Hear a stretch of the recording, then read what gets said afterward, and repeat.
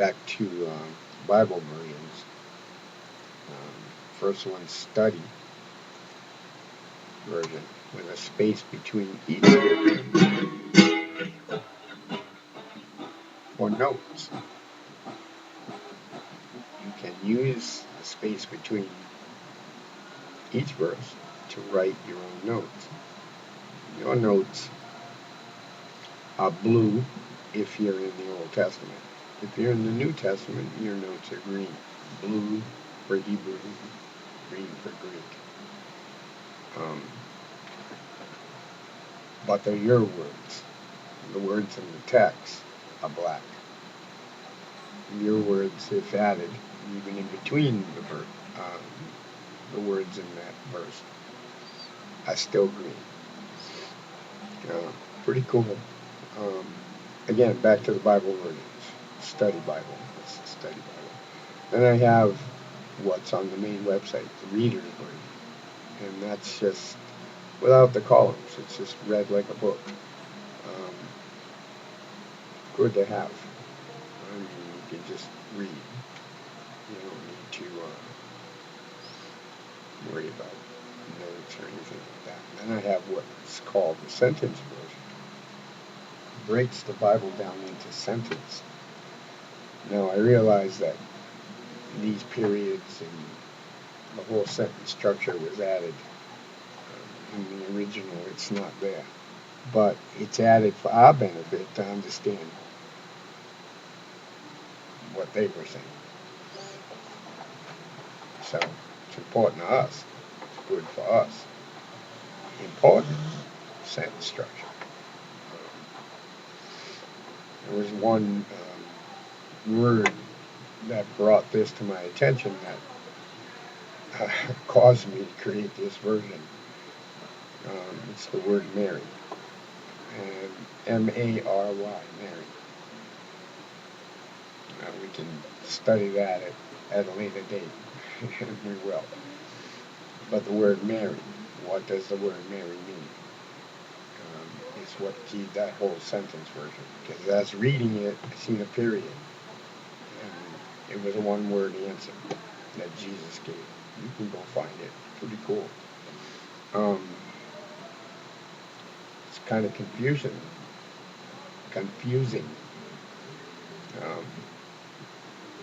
If you don't read it correctly. How come a one-word answer? It's almost vague, but that gets back to the meaning of the word.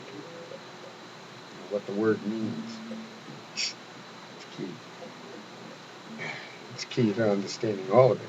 So when you read Mary, you see it in a different light. Back to the Bible versions. That's the sentence version. I created one other because here again, notes are my primary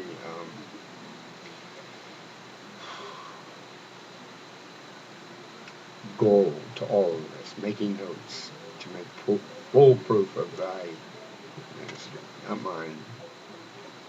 It ain't my ministry, it's his ministry. God's testament. Poetry version. Yeah, that's after each punctuation. Here again, the punctuation was added. Nevertheless, it is what it is. And all I did was expound upon that. I gave, at the end of every punctuation mark, I started a new line. So you got all kinds of room for notes, but yet you see it in a different manner than with the columns. Even with the Reader's version, you see sentences where they end in the sentence version. Not every verse is a complete sentence. So, I don't know how many you can fit in, but they have done that. Within one sentence, there's many verses. It reads like that for a while. You go to the genealogies at Matthew, it reads that way. Many verses. encompass one sentence. Here again, the poetry version was for the punctuation. People need to pay attention to this, and it's very important. As you will see, reading the poetry version. Wow.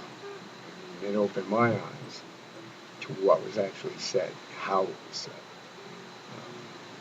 Then understanding the importance of the meaning of the word.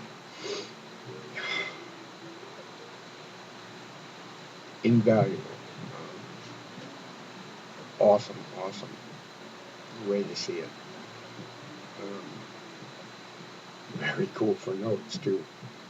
You can keep notes that your grandkids, grandkids,